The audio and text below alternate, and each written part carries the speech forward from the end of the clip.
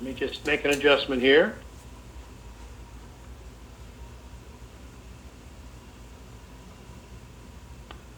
All right. Let's check in. Everybody still there? Yep.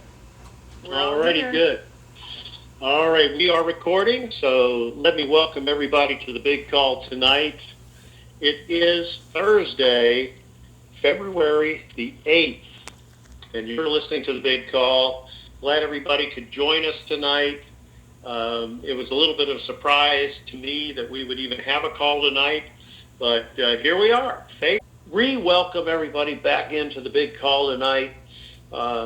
Let's hope that this is our final call, because I know I keep saying that, guys, and I'm sorry if I've said that and worn that expression out.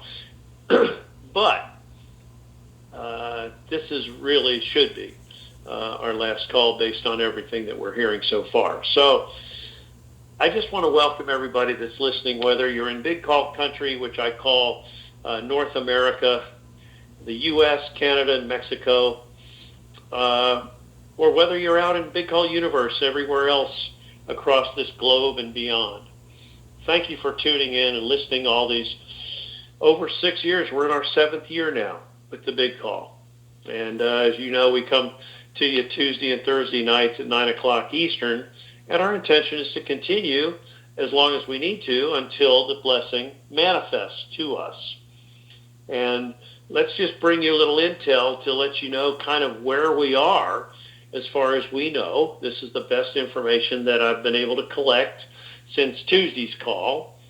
And you remember maybe from Tuesday, on Tuesday's call, you'll remember, we talked about Iraq. We talked about the things that were happening in Iraq. Well, we got further confirmation that Iraq has passed their budget. They have voted it through, and it should be read into the Gazette on Saturday. Now, does it need to be in the Gazette before we go, meaning before we are notified and begin setting our appointments? Not necessarily. Now, that may occur, however, that we get Iraq in the Gazette Saturday morning in Iraq time before we start. That is very possible. But let's talk about what else is happening for Iraq. You thought we had Rebuild America, which we do have, that program coming. That's one of the main projects that we have starting after the blessing manifests to us, is Rebuild America. But Iraq has Rebuilding Iraq, and they have a Rebuilding Iraq conference starting Monday that's hosted by Kuwait, which is, of course, an adjacent country next to Iraq. So Kuwait is hosting the conference. We've got thousands, well over, I believe it's 12 or 1,500 companies coming to that conference in Kuwait, many, many countries represented, starting Monday. Now, they're going to be coming in Saturday night. I'm hearing late Saturday night into Kuwait, and then they'll be ready and they'll just chill out until the conference starts on Monday. And I don't even know how long it is, whether it's 3 or 4 days. My assumption would be 3 or 4 days. But it may go longer, and I'm sure meetings will go on beyond that, whether they happen back in Iraq or they continue in Kuwait. But what does Iraq need to do for this conference before Monday?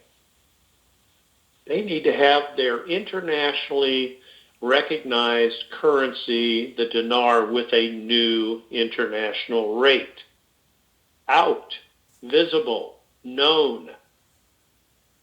And my inclination, since it has not occurred yet, is that it will occur sometime by, if not before, by Saturday or Saturday night. Our time, Saturday night. So I think we're really looking for Iraq to come through with a rate and to have it known, because they have been released, of course, from Chapter 7 months and months ago, and they're ready to be an international, basically an international superpower. They're going to be a major trading partner with a lot of countries, not only in the Middle East, but many countries around the world. So look for that to happen. Why haven't they done it yet? Why hasn't Iraq put out their rate? This is the $64 trillion Zimbabwe dollar question. And it's hard to answer. We know that there's been some opposition to the RV, even in Iraq going through. They seem to have solved that. They had some opposition to the budget, and the biggest thing was that Kurdistan was still arguing back and forth with Baghdad on what percentage of oil revenues Kurdistan would receive.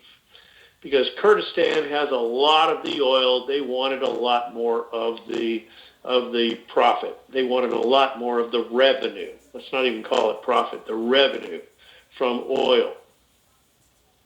They settled on the percentage of 14%. 14% of the oil revenues would go back to Kurdistan. And that all of the oil in Iraq, including Kurdistan, is owned by Iraq. And so that all that type of language needed to be put back into the budget and agreed upon and voted on and read 3 times and so on and so forth before it could be entered into their official publication known as the Gazette.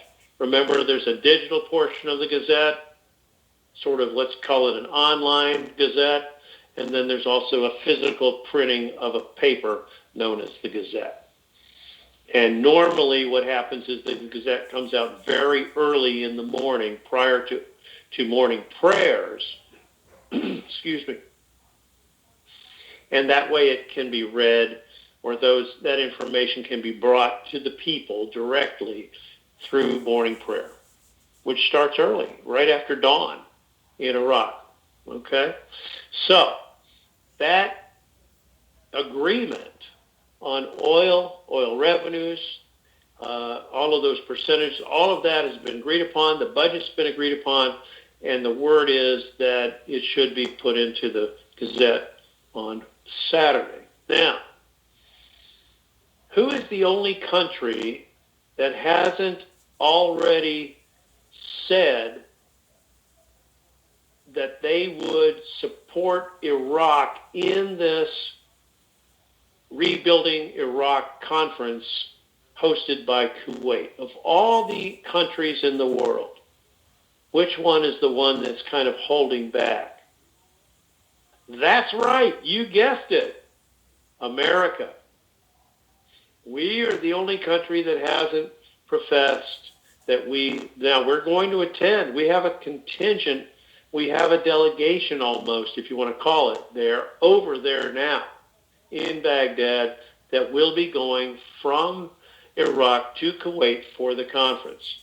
But we haven't mentioned anything about the conference out loud or the support of it, because guess why? We are waiting for that rate of the Iraqi dinar to be put out in public, to be manifest. So we're the only country. We're going. Don't worry, we're going. Okay, we'll be there, but we're waiting for Iraq to make that rate known. Okay? Now, what about the key cards? What are they doing? Well, the people that we know that have key cards, 2 things. One, they still don't have access to some of the money that's represented on the cards in those accounts, and they are seeing flashing rates when they go to check their accounts and that's rates of the Iraqi dinar in U.S. dollars. Those are flashing. They're not solid at this time. Now, why are they flashing? They're flashing because the rates are being adjusted, they're being traded, and they are not showing up yet in those accounts until they hit the part or the point where they want those to be entered in. In other words, when that rate for the Iraqi dinar is put out, okay, and known internationally, that's when those cards will show the rate, and that's when those funds will be accessible to the people that have them. Now, the understanding that we're hearing from the banks is that that should be available to the people that have those key cards by Saturday night, Eastern time, sometime Saturday night. So by that time, we should have everything established. Iraqi dinar should be established. And maybe the U.S. will even make some comment about going to that Rebuilding Iraq conference in Kuwait. We have to hope that'll be the case. Now, what does that do for us? Let's bring ourselves back to the USA, which really is America. Okay, and you notice that people on most or the news stations that I watch use the term America more now because we are an American republic as opposed to the U.S. of America, which was the corporation. All right, we won't get deep down into that, but let me just say this. The information that we're getting here is, number one of our major banks, and you guys all know who it is, used to be the lead bank, is now number 2 in command, so to speak, with the redemption centers.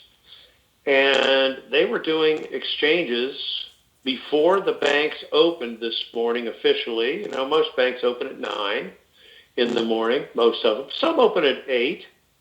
Some of them open as early as 8, I know that.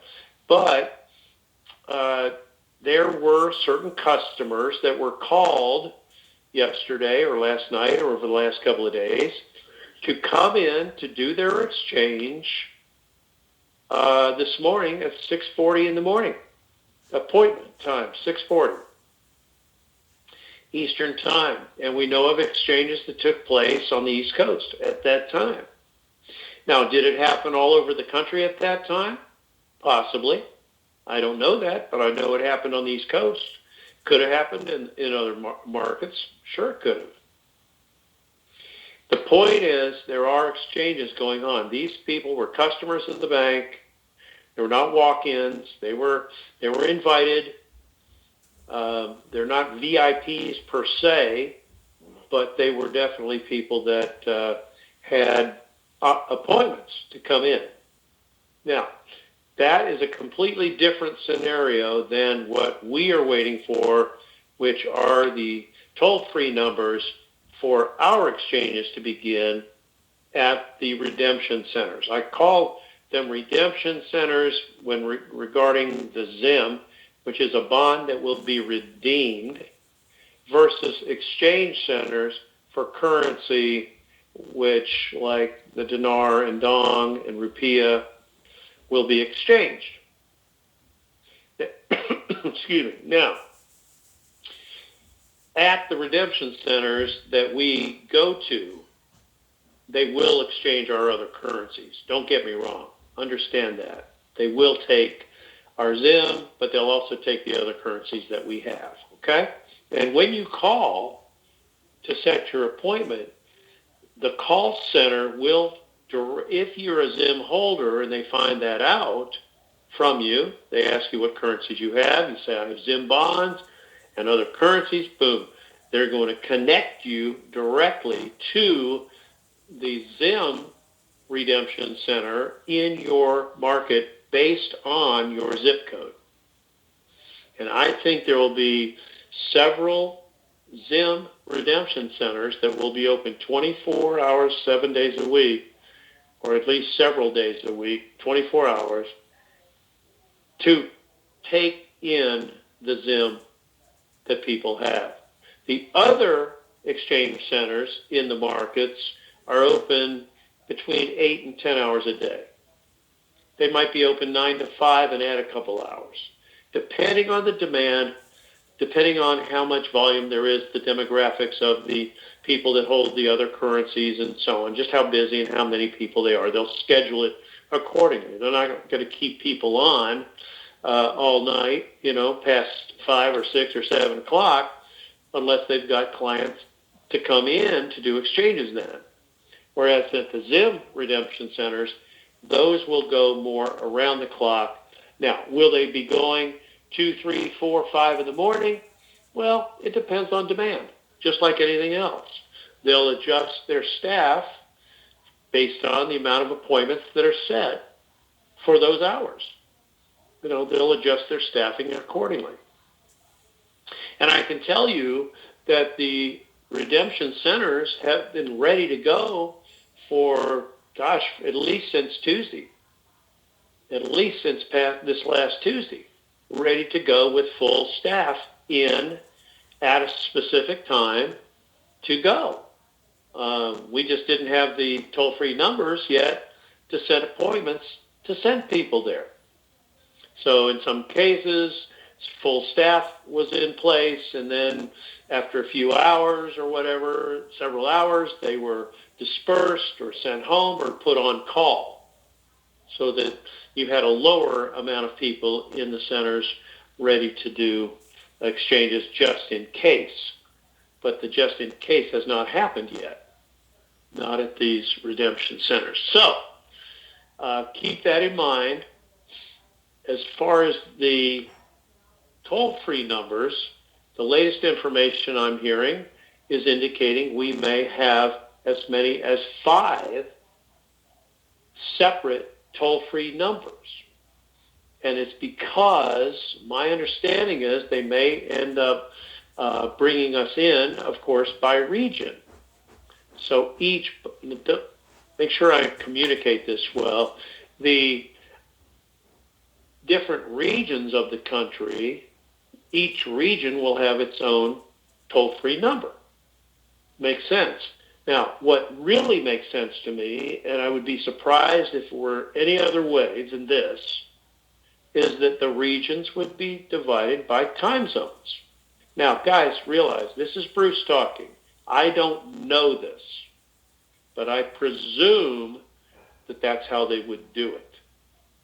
If we know there are going to be 5 toll-free numbers, okay, then those would probably be set up. Believe me, this is me talking, okay? I don't know this officially.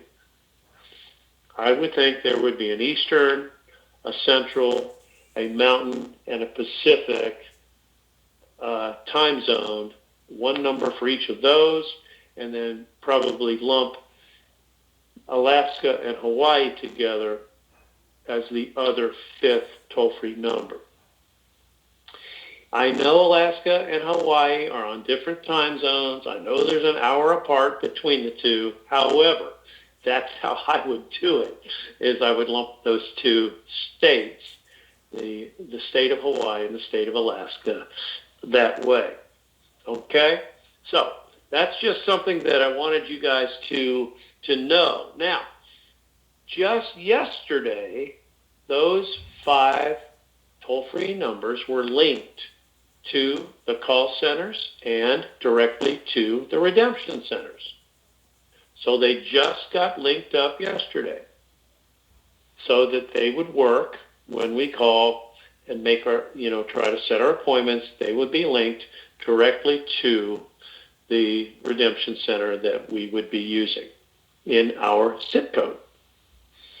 All right, so there's a lot of activity still going on. There's some last minute things that they're picking up for the redemption centers so that they have enough tables, enough de la rue machines, enough everything for us to get started. Okay, even down to coffee and tea makers, that kind of thing. Okay? So, I'm excited about that because it shows the progress, it shows the movement toward where we need to be. And you guys know that I would just get in trouble if I tried to call this. And you've probably heard me say how excited I've been in the past about it, and then here we are. We don't have it yet. However, I think everything I'm hearing is that we should have a really good weekend. Okay? So let's just leave it at that. We only have a couple of days to get to Saturday. And we know that Iraq has got to have their rate in place before this conference that starts Monday in Kuwait. So I'm feeling like everything is coming together now, finally, with agreement. And I think that they are trying to put this thing out. I really thought today, being the 8th of February, 8 being a very important number to the Chinese, my understanding was from Treasury sources that China really wanted this to come through today, at least in terms of toll-free numbers. And you know what? It's still possible. I don't know. I don't know if they're going to make it. They may not. They may just wait. But I'll tell you this much. We'll have those numbers out on the BigCall.net website. We'll have it on our new website, which is BigCallUniverse.com. We'll have it there as well. And then, of course, if you've registered on that site by sending in your email and registering, not sending it in, but going on to BigCallUniverse.com and registered with your email, you will get an email with the toll-free numbers on it. Okay? So we'll do that, and I know many, many thousands of you have registered, and that's great. So if you haven't already, it would be a great way to have it sent directly to you as soon as we get it, because it'll be something that'll happen very quickly after I receive the call, including those numbers that come to me. Okay? Now, other than that, I am hearing some things about our Native American tribes being paid out tomorrow.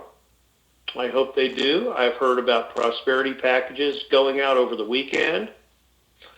I think we're hearing about a lot of activity out west that's going on as they're jockeying for position and people are traveling. There were over 14 flights per hour scheduled in over a 14-hour period yesterday. I mean, there's a lot of movement, and I think that it's going to be very good for us here shortly. So I'm going to ask everybody to hang in there like you've been doing and stay positive and stay in faith for this and believe that, everything's coming together. This blessing is coming very quickly, very, very soon. Let's see. Other than that, I'd say you know what we're planning to do with our projects. And I think we're here to help build out the infrastructure in the because we are going to take at least a month off to prepare the. We look forward to working with you in the very near future. Pastor Stephen, if you're still here,